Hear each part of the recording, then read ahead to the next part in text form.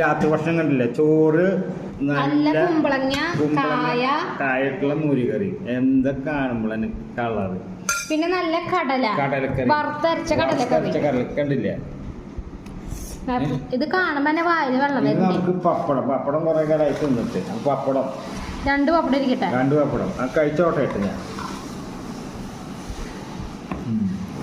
നല്ല ടേസ്റ്റ്.